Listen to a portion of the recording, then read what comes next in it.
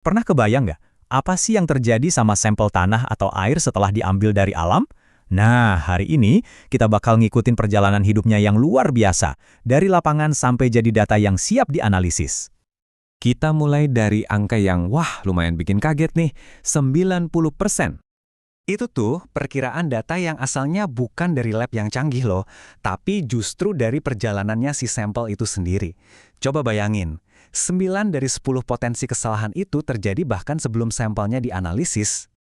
Nah, pertanyaannya jadi serius kan? Dengan resiko setinggi itu, gimana caranya kita bisa jagain sampel ini di sepanjang perjalanannya yang penuh resiko, biar datanya tetap akurat?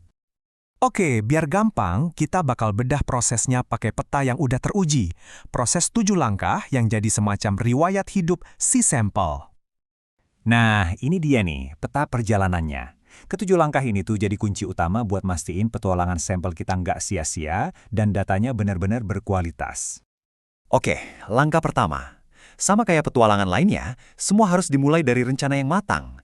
Buat sampel, rencananya ini kita sebut tujuan kualitas data atau DQO.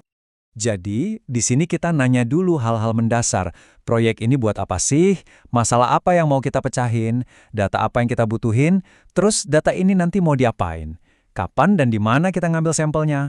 Pokoknya 5W plus 1H-nya harus jelas dari awal. Lanjut ke langkah kedua, ini dia momen kelahiran si sampel. Disinilah sampel kita diambil langsung dari rumahnya, alias lingkungannya. Yang paling penting di sini adalah kata representatif. Maksudnya, sampel yang kita ambil itu harus benar-benar jadi miniatur dari sumber aslinya. Jadi alatnya harus pas, lokasinya harus tepat, waktunya juga harus benar. Begitu sampel udah di tangan, tugas kita belum selesai. Justru di sini tantangannya dimulai. Kita harus jaga kesehatan sampel ini lewat pengawetan dan penanganan yang benar. Betul, ini kayak P3K buat sampel. Kita pakai wadah yang sesuai, misalnya botol kaca buat bahan organik, atau plastik buat logam, terus langsung didinginin sampai 4 derajat Celcius. Kenapa? Biar semua reaksi kimia di dalamnya tertidur sejenak sampai nanti dianalisis di lab.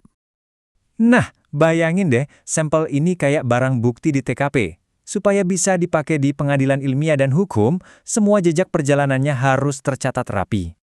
Dan inilah paspornya. Formulir rantai pengamanan atau Chain of Custody. Dokumen ini super penting karena isinya nyatat siapa aja yang pernah pegang sampel itu, dari A sampai Z. Oke, sampel kita akhirnya sampai di lab. Tapi tunggu dulu, perjalanannya belum selesai. Dia belum siap buat ketemu mesin-mesin canggih. Dia perlu dimandiin dan didandanin dulu. Lewat proses kayak digesti atau ekstraksi, kita bersihin sampel dari hal-hal yang bisa ganggu analisis, terus kita buat kandungan yang mau diukur jadi lebih pekat, biar nanti mesinnya gampang bacanya. Dan inilah dia, the moment of truth. Waktunya kita cari tahu rahasia apa yang ada di dalam sampel kita pakai instrumen-instrumen super canggih. Di tahap inilah teknologi unjuk gigi. Teknik-teknik canggih kayak spektroskopi atom atau kromatografi bahkan membongkar isi sampel kita, lalu mengukur kandungan kimianya satu persatu dengan presisi yang luar biasa. Langkah terakhir, setelah dapat segunung angka dari mesin, tugas kita sekarang adalah merangkai angka-angka itu jadi sebuah cerita yang bisa dimengerti dan yang paling penting bisa dipercaya. Gimana caranya biar ceritanya akurat? Lewat program jaminan mutu atau QA/QC. Ini semacam editor yang ngecek ulang semua proses, biar nggak ada kesalahan. Hasilnya, para ilmuwan bisa dengan yakin menceritakan kondisi lingkungan yang sebenarnya, berdasarkan data itu. Oke, kita udah lihat 7 langkahnya. Terus, pertanyaannya, emang sepenting itu yang ngikutin semua langkah ini? Kenapa harus ribet itu? Karena, ujung-ujungnya cuma ada 2 nasib buat data kita. Kalau perjalanannya benar, datanya jadi kuat, bisa dipertanggungjawabkan secara ilmiah, bahkan hukum. Tapi kalau prosesnya cacat, ya datanya bisa jadi nggak ada artinya sama sekali, bahkan bisa menyesatkan. Ya, pesannya jelas banget kan? Kalau sampelnya aja udah salah dari awal, ya informasi yang dihasilkan juga pasti bakal salah, nggak ada tawar-menawar. Jadi, poin utamanya adalah perjalanan 7 langkah yang detail ini bukan sekedar prosedur.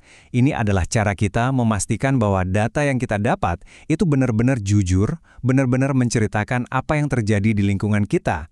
Dari situlah kita bisa bikin keputusan yang tepat. Jadi lain kali kita lihat data ilmiah, coba deh bayangin, ada perjalanan panjang di baliknya. Perjalanan yang menentukan gimana kita akhirnya memahami dunia di sekitar kita.